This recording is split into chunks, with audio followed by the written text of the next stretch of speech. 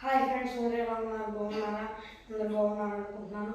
మరి ఈరోజు దేవుని వాగ్దానంతో నేను మీ ముందుకు వచ్చాను.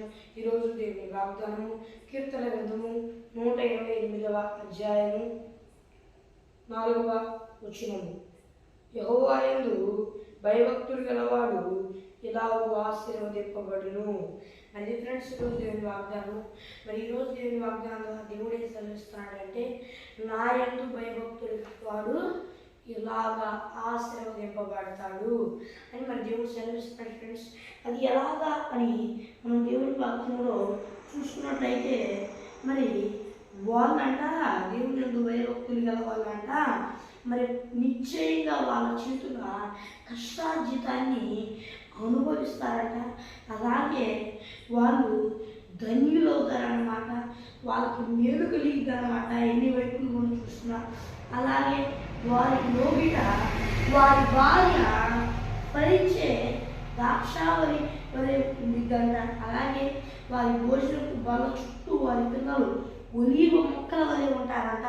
ఇలా ఎవరైతే ఉంటారో, అలా సంతోషంగా ఎవరైతే ఉంటారో వారు దేవుని యందు భయభక్తులు గలవారు ఇట్లా ఆశీర్వదింపబడతారంట. మరి మీరు ఎలాంటి పరిస్థితుల్లో ఉండి ఈ వాగ్దానం చూస్తున్నారో నాకైతే తెలియదు కానీ ఫ్రెండ్స్, మరి దేవుడు సెలవిస్తున్నాడు, నా కుమార్తె నా కుమార్తె నీవు నా యందు భయభక్తులు కలిగి జీవిస్తే నీ కష్టానికి ఫలితం ఏమి వ్యర్థమైపోదు. నీవు నా యందు ఎంతగా భక్తి శ్రద్ధలు చూపుతావో అలా నేను అంతకంటే ఎక్కువగా నేను నీకు కృప చూపించేదను. ఎవరైతే నా యందు భయభక్తులు గల వాళ్ళు ఉంటారో వాళ్ళు ఆశీర్వదింపబడతారు. ఎలా ఆశీర్వదింపబడతారని మరి దేవుడు సెలవిస్తున్నాడు ఫ్రెండ్స్. మరి మీరు ఎలాంటి పరిస్థితుల్లో ఉన్నా భయపడవాకండి, జడియవాకండి, దేవునికి ఇష్టానుసారంగా బ్రతకండి. మీరు ఎట్లాంటి పరిస్థితుల్లో ఉన్నా భయపడవాకండి. ఇప్పుడు దాకా దేవుని యందు భయభక్తులు లేకుండా ఉన్నారా? ఏంటి నాకు ఈ శాపాలు, ఏంటి బాధలు అని అనుకుంటున్నారా? దేవుడు మీతో స్ఫూర్తిగా స్పష్టంగా మాట్లాడుతున్నాడు.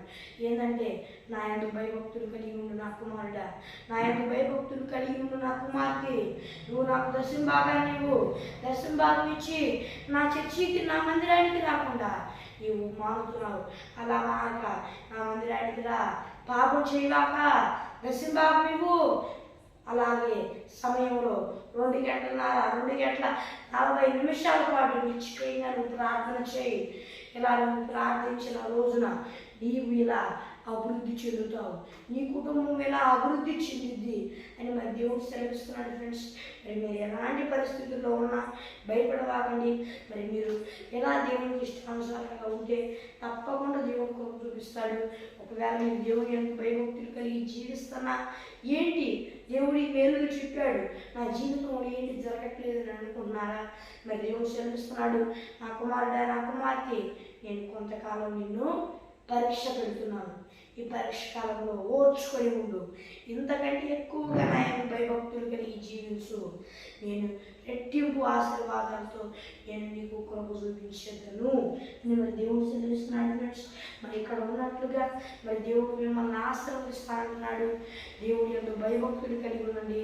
ఈ ఆశీర్వాదాలన్నింటినీ పొందుకోండి ఫ్రెండ్స్. ఒక్కటి కూడా మీకు కొదువు అవ్వదు. అన్ని ఆశీర్వాదాలు మీరు పొందుకుంటారన్నమాట. మీరు ఒకవేళ పిల్లలు లేకున్నారా, లేకపోతే గొడవలతో ఉన్నారా, ఇట్లాంటి పరిస్థితులు ఉన్నాయేమో, ప్రార్థన చేసుకోండి. మీ జీవితం మధురమైనదిగా మారిపోయింది. మీ జీవితం మధురమైనదిగా మారిపోయింది. మీరు స్త్రీలా అంత మంచిగా ఉంటుంది, అంత బాగుంటుంది. మీరు మంచి వారిగా ఉంటారు, ఫలించే ద్రాక్షావళి వలె ఉంటారు. మీ భర్తలు అందరూ మంచిగా ఉంటారు, మీతో అంత మంచిగా ఉంటుంది. మీరు దేవునికి ఇష్టానుసారంగా బ్రతకండి. మీ పిల్లలు లేరా, పిల్లల కొరకు దేవుని వేడుకోండి, దేవుడు ఇస్తాడు. ఉన్నారా, ఎక్కడ పెడితే అలా ఉన్నారా, ప్రార్థన చూసుకోండి, దేవుడు కృప చూపిస్తాడు. మరి ఒకవేళ మీరు పురుషులా భయపడవాలని మీరు ప్రార్థన చేసుకోండి. ఒకవేళ మీ భార్య బాబు కరెక్ట్గా లేకపోయినా ప్రార్థన చేసుకొని దేవుడు కృప చూపిస్తాడు. ఒకవేళ మీ పిల్లలు కరెక్ట్గా లేకపోయినా అయ్యా ప్రార్థన చేసుకోండి, దేవుడు సాయం చేస్తాడు.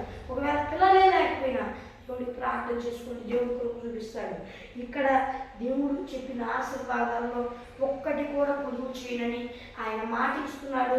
ఆయన మాటను నమ్మండి, నమ్ముటని వలనైతే నమ్మువానికి సమస్తం సాధ్యమని ఆయన ఈ వాక్యం ద్వారా సెలవిస్తున్నాడు. ఈరోజు దేవుని వాగ్దానం ద్వారా, ఈరోజు దేవుని వాగ్దానం వరకే కాదు, ఈరోజు వరకే కాదు, మీ ప్రపంచం మీ జీవితాలన్నిటికి ఇస్తున్నాడు, మీ జీవితాంతం ఇస్తున్నాడు ఈ వాగ్దానం. అప్పుడు మీ జీవితాలు సుఖ సంతోషాలతో ఆనందంగా ఉంటాయి. ఎలాంటి ఆశీర్వాదం పొందుతారు తెలుసా? దేవుని యందు భయభక్తులు కలిగిన వారు ఇక్కడ రాయబడి ఉంది. ఇలా ఆశీర్వదింపబడుదురు. ఎలాగా? వాళ్ళకి మేలు కలిగింది, వాళ్ళు ధన్యులుగా ఉంటారు. వారిలో ఇట వారి భార్య ఫలించే ద్రాక్ష వలె ఉండిద్ది. వారి భోజనపు బల్ల చుట్టూ వారి పిల్లలు వరిలో మొక్కల వలె ఉంటారు. ఇలా దేవుడు మిమ్మల్ని మీ కుటుంబాలను ఆశీర్వదిస్తాడు. దేవుని యందు భయభక్తులు కలిగి ఉంటే. కాబట్టి దేవుని యందు భయభక్తులు కలిగి ఉండండి. ఈ ఆశీర్వాదాలకి వారసులు అవ్వండి. దేవుడి మాటను దీవించుగాక. ఆమేన్. Praise lord. చిన్న ప్రార్థన చేసుకుందాం. పరలోకమందున్న దేవా, ఈ వాగ్దానం ద్వారా సూటిగా నీ బిడ్డలతో స్పష్టంగా మాట్లాడి ఉన్నావు. మరి తండ్రి, నీవే కృప చూపించు. మరి ఎడిటింగ్ అప్లోడింగ్ విషయంలో కూడా త్వరగా అదే కృపని భాగ్యాన్ని నువ్వు ఇలా నీ కృప చూపిస్తున్నందుకు స్తోత్రాలు. తండ్రి, నీ బిడ్డలతో స్పష్టంగా మాట్లాడి ఉన్నావు, నీకు స్తోత్రాలు. దేవా, నీ బిడ్డలందరూ నీ మాటను అంగీకరించడానికి సాధించి ఈ భూలోకంలో ఉన్న వారందరూ, అలాగే దేవా ఈ వాగ్దానం చూస్తున్న వారందరూ నిన్ను నమ్ముకొని మారుమనసు పశ్చాత్తాపం పొందుకొని బాప్తీసం తీసుకొని రక్షణ పొందుకొని నీ ఆత్మను పొందుకొని నీ ఆత్మ అభిషేకం పొందుకోవడానికి కృప చూపించమని వేడుకుంటూ యేసయ్య వారి అతి పరిశుద్ధ నామములో అడుగుచున్నాను. నా దేవల్లోకి మందున నా పరమ తండ్రి. ఆమేన్. మరి ఫ్రెండ్స్, ఈరోజు దేవుని వాగ్దానం మరి మీ ప్రార్థన అవసరం వరకు మీరు కనిపిస్తున్నాం. +916305960089 అనే నెంబర్కి కాల్ చేయండి. తెలుగులో చెప్తాను. +910305960089 అనే నెంబర్కి కాల్ చేయండి. మరి ఒక దేవుడి వాగ్దానంతో మరి కలుద్దాం. అంతవరకు దేవుని కృప ఆశీస్సులు మనందరికీ తోడైన నడిపించుగాక. ఆమేన్. Praise the lord.